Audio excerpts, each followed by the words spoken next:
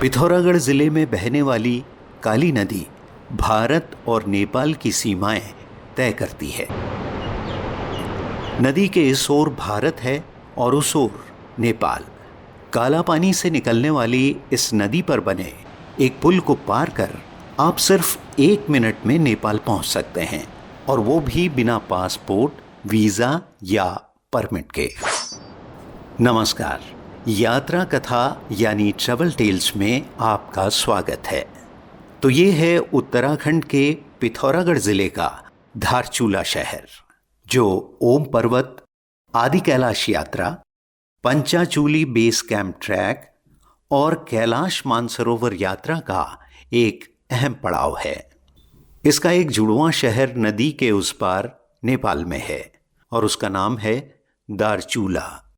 भारत और नेपाल के रिश्तों को समझने के लिए इससे बेहतर जगह शायद ही कोई हो। यहाँ का जो संस्कृति है वो करीब एक ही है, एक ही समझो। नेपाल और इंडिया एक ही था। उस समय ये नेपाल भारत का कोई वो ही नहीं था, बॉर्डर बना ही नहीं था। इंडियन लोग भी ना पहले हम खुद नेपाल में रहते थे, अभी भी हमारी जमीन आधे नेपाल में है। नेपाल में रहने वाले जितने भी जनजातियाँ हैं सबके देवी देवता पार है इंडिया में, वहाँ पूजा के लिए जाते हैं। और पहाड़ वालों के मंदिर, मठ मंदिर, पूजा स्थल नेपाल में है। धारचूला में हम रुके हैं कुमाऊं मंडल विकास निगम के इस होटल में। ब्रेकफास्ट और डिनर के साथ 2 लोगों के लिए इस कमरे का किराया है 3000 रुपये। प्रॉपर्टी पुरानी हो चुकी है, लेकिन यदि पार्किंग, लोकेशन और कमरों के स्पेस के लिहाज से देखें तो ये धारचूला में रुकने के लिए सबसे अच्छा ऑप्शन है। कुछ ही देर में हम आपको नेपाल लेकर चलेंगे, लेकिन उससे पहले धारचूला का रंग म्यूजियम और यहाँ का बाजार देखते हैं। व्यास, दारमा, चौंदास और रालम पातो जैसी उच्च हिमालयी घाटियों में रहने वाले भोटिया जनजाति के लोग रंग समुदाय में आते हैं। ये लोग स्वयं को भोटिया के बजाय शौका कहलाना पसंद करते हैं। इस संग्रहालय में प्रवेश करते ही आपको पत्थर, लकड़ी और मिट्टी से बना एक पारंपरिक शौका मकान देखने को मिलेगा। इसके भीतर आपको वो सारी चीजें मिलेंगी जो इन लोगों की रोजमर्रा की जिंदगी से जुड़ी हैं।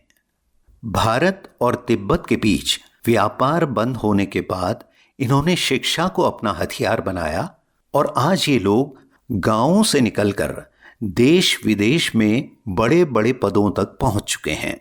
बेहद दुर्गम और ऊंचे हिमालयी क्षेत्र में ये घर सर्दियों में भी अंदर से गर्म रहते हैं। रंग समुदाय की आबादी बहुत कम है। गांव के गांव खाली होने के बावजूद इन्होंने अपनी भाषा और संस्कृति को बचा कर रखा है। बच्चे जितने भी बाहर जाएंगे, बाहर पढ़ेंगे, सर्विस करेंगे, हमारे यहाँ के कल्चर उनको सब पता है। नए जनरेशन को भी सिखाते हैं, अपनी भाषा सिखाते हैं। जब पैदा होने से जैसे 2-1.5 साल की बच्ची है वो उसको तक जो है हमारी भाषा आता है, हम उसी लैंग्वेज में बोलते हैं, अपने भाषा में। शादी ब्याह, देवता पूजा पाठ में सभी लोग यहाँ भी आते हैं और गाँव भी जाते हैं। ये म्यूजियम बहुत रिच है, लेकिन इसकी मेन गैलरी में फोटोग्राफी अलाउड नहीं है। तो आइए आप बाजार से होते हुए चलते हैं नेपाल की ओर।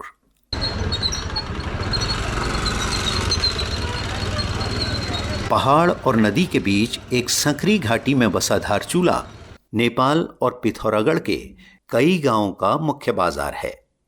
यहाँ भोटिया, कुमाऊनी और नेपाली संस्कृतियां मिलकर एक नई संस्कृति बनाती हैं। ये देखिए, नेपाल की ये महिलाएं ककड़ियाँ, अखरोट, लहसुन और काफल बेचने यहाँ आई हैं। मीठा कागजी अखरोट सिर्फ 300 रुपये किलो और लहसुन 80 रुपये किलो बिक रहा है। ये गांधी चौक का वही मोड़ है जहाँ से एक रास्ता नेपाल की ओर जाता है। सबसे अधिक भीड़ किराने की दुकानों में दिखाई देती है और सारे खरीदार नेपाली होते हैं। नेपाली लोगों को ज्यादातर यहाँ पे जैसे कुछ चीजें, मिश्री, गुड़ वगैरह यहाँ सस्ता मिल जाता है, जो गांव के लिए मतलब काफी इस्तेमाल यूज हो जाता है। नेपाल में नहीं हुआ ना उत्पादन, सब्जी अब्जी का तो हुआ, मगर आटा, चावल, गेहूँ का इसका कमी हुआ नेपाल में उत्पादन। तेल, नमक कमी हुआ इस चीज़ का उत्पादन। लेकिन यहाँ के लोग भी कई चीजें खरीदने के लिए सीमा के उस पार जाते हैं। वहाँ से जैसे कोई चाइनीज़ आइटम आता है वही लेने जाते हैं, और क्या लेने जाते हैं। और कोई मेड इन नेपाल आइटम जैसे जॉकेट वॉकेट, चरू वरू, इस टाइप का आइटम। पहले होता था कि चलो नेपाल से कुछ चीज़ें हम लोग कपड़े वगैरह और खाने के लिए टॉफ़ीज़ वगैरह, और एक क्या आता है, एक चूरा टाइप का पो आता है, उस टाइप की चीज़ें लेते थे। खाजा बोलते हैं। हाँ, खजा बोलते हैं, वो सारी चीज़ें लेते थे। अब अधिकतर लोग वहां से सिर्फ सब्जियां और घी खरीदते हैं। धारचूला प्राकृतिक आपदाओं के लिए बेहद संवेदनशील है। पिछले साल इस घाटी के ऊपर का पहाड़ खिसकने के बाद यहाँ के लोग डर के साए में जी रहे हैं। डर तो हो गई, कहीं ना कहीं ऑब्वियसली हो गई। तो मतलब उनके अंदर ये है कि नहीं, हमें रहना यहीं है, हमारी सारी चीज़ें यहीं पर ही हैं, गांव यहीं है, ओम पर्वत यहीं है, जहाँ पे स्थान लोग यहाँ से वहाँ जाते हैं, अपना माइग्रेशन टाइम पे वहाँ पे जाते हैं। तो वही चीज़ है कि लोग यहाँ से वो इतना लगा हुआ है कि जाना ही नहीं चाहते हैं। नेपाल के बच्चों के लिए भारत एक मीठा एहसास है, क्योंकि इतनी सस्ती आइसक्रीम नेपाल में नहीं मिलती। भारत में रंग समुदाय लगभग 40 सीमावर्ती गांवों तक फैला है, लेकिन नेपाल के भी 7 गांवों में इस समुदाय के लोग रहते हैं। ऐसे में आपसदारियां लाजमी हैं। नेपाल में जैसे एतवाल है, कास्ट के बोरा है, और खमी लेना तिंकरी है, तो सारे काफ़ी लोग मिक्स हैं उसमें। तो हमारी यहाँ शादी होती है नेपाल से इंडिया, इंडिया से नेपाल, संबंध है बस रोटी, हाँ यही लगा लीजिए। गांधी चौक से नेपाल की सीमा बमुश्किल 1 किलोमीटर दूर है। इस ढलवां सड़क पर ये छोटी छोटी दुकानें उस पार के लोगों के लिए बहुत बड़ी राहत हैं। तो लीजिए, हम पुल तक पहुंचने वाले हैं। सीमा पर बनी चेक पोस्ट को शूट करने और पुल के ऊपर फोटोग्राफी की मनाही है, इसलिए पहले हम थोड़ा सा ऊपर चढ़कर आपको ये पुल दिखाते हैं। तो ये रहा 2 देशों को जोड़ने वाला झूला पुल। इसके दोनों सिरों पर आपको टिन की चादरों के गेट दिख रहे होंगे। ये सुबह 6 बजे खुलते हैं और रात के 9:30 बजे बंद हो जाते हैं।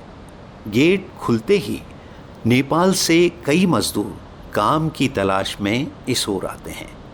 कई लोग भारत के अन्य हिस्सों और खासकर पिथौरागढ़ के बाजार के लिए भी सुबह सुबह यहाँ पहुँच जाते हैं, ताकि पुल बंद होने तक वापस लौट सकें।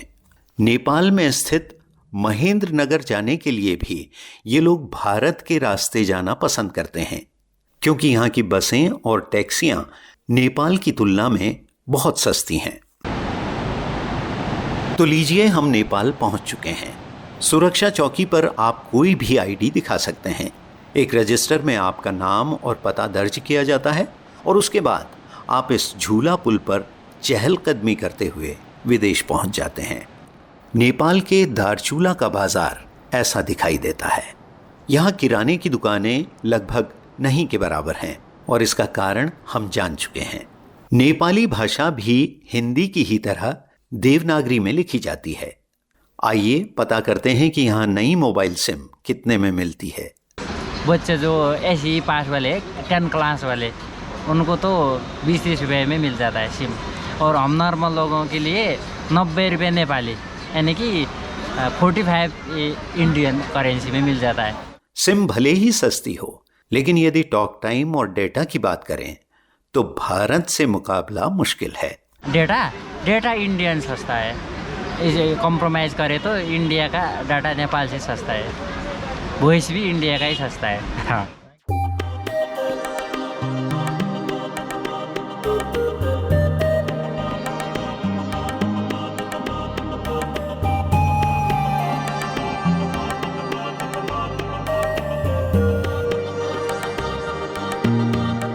एक समय नेपाल में मिलने वाले जूतों, छातों और डाउन जैकेट्स का उत्तराखंड में बहुत क्रेज था, लेकिन अब ये चीजें भारत में भी कम दामों में मिलने लगी हैं, इसलिए अब यहाँ खरीदारों की उतनी भीड़ नजर नहीं आती।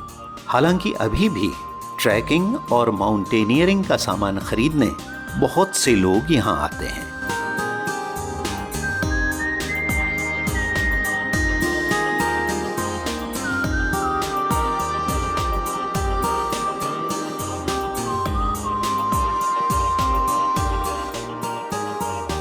आपने भारतीय लोगों से तो भारत और नेपाल के संबंधों पर बहुत सी बातें सुन ली, लेकिन आप जानते हैं कि यहाँ के लोग इन दोनों देशों के रिश्ते को किस तरह देखते हैं? नेपाल और भारत वैसे राजनीतिक हिसाब से दो अलग अलग कंट्रीज हैं। यहाँ की जो परंपराएं हैं, धार्मिक मूल्य मान्यताएं हैं और संबंध है, वो यहाँ का जो संस्कृति है वो करीब एक ही है, एक ही समझो। ये प्राचीन काल से ही, जब ये इस जगह को कहते थे पहले कत्यूर राज्य, 10वीं शताब्दी तक कत्यूर राज्य था ये, जिसको ब्रह्मपुरा कालसू भी कहते हैं, जैसे देहरादून है राज्य, उस समय ये राज्य था कत्यूर। 10वीं शताब्दी के बाद कत्यूर का विघटन हुआ। शंकराचार्य की दिग्विजय कहते हैं जिसको, 10वीं 11वीं शताब्दी में यहाँ जब शंकराचार्य का आगमन हुआ 9वीं 10वीं शताब्दी तक के 2-3 सालों में यहाँ बड़ा उथल पुथल हुआ। उस समय एक कत्यूर राज्य विघटन हो गया। विघटन होने के बाद खस राज्य हुआ, फिर जुमला राज्य बना। जुमला राज्य कहते हैं। यहाँ कुमाऊँ गढ़वाल सारा एक ही राज्य के अंतर्गत आते थे। कश्मीर तक, गंगा तक एक ही, नेपाल के एक गंडकी तक एक ही राज्य था, बड़ा राज्य था, एक कैलाश इसके अंतर्गत आता था। उस समय से ही यहाँ की जो रीति रिवाज हैं, परंपराएं हैं, मूल्य मान्यताएं हैं, धार्मिक रीति रिवाज हैं, वैवाहिक संबंध है, सब एक ही है, एक ही कल्चर है। नेपाल में रहने वाले जितने भी जनजातियाँ हैं, सबके देवी देवता पार है इंडिया में, वहाँ पूजा के लिए जाते हैं। और पार वालों के मंदिर, मठ मंदिर, पूजा स्थल नेपाल में है, देवी देवताओं के मंदिर यहाँ है। और रोटी बेटी का संबंध तो ही है। उसके अलावा वन जंगल, चरण क्षेत्र उनका जो है ना, वन जंगल वस्तु, गाय बकरी ये चराते हैं ना। हमारा कुछ जगह पार होता है, अभी भी अधिकार है, वहाँ काम करते हैं, चाहे देश इंडिया का है, इधर नेपाल का है। इंडियन लोग इधर आके नेपाल में वन जंगल में उनका भोग होता है, वार पार ऐसा संबंध है। एक ही राष्ट्र का जैसा संबंध है यहाँ। यदि आप आदि कैलाश यात्रा बाई रोड कर रहे हैं तो धारचूला आपको इसी रास्ते पर पड़ेगा। यदि आप कम बजट में आदि कैलाश यात्रा करना चाहें तो टनकपुर तक ट्रेन से आएं। टनकपुर से धारचूला की दूरी है 236 किलोमीटर। रेलवे स्टेशन से शेयरिंग बेसिस पर आपको आसानी से टैक्सी मिल जाएंगी। धारचूला तहसील ऑफिस से आदि कैलाश यात्रा का परमिट आसानी से बन जाता है और यहाँ से आपको 30,000 रुपये के अंदर 3 दिन की यात्रा के लिए गाड़ी किराए में मिल जाती है, जिसमें 2 छोटे परिवार आसानी से बैठ सकते हैं। तो उम्मीद है ये यात्रा कथा आपको पसंद आई होगी। अगली बार फिर मिलेंगे। आज्ञा दीजिए। नमस्कार।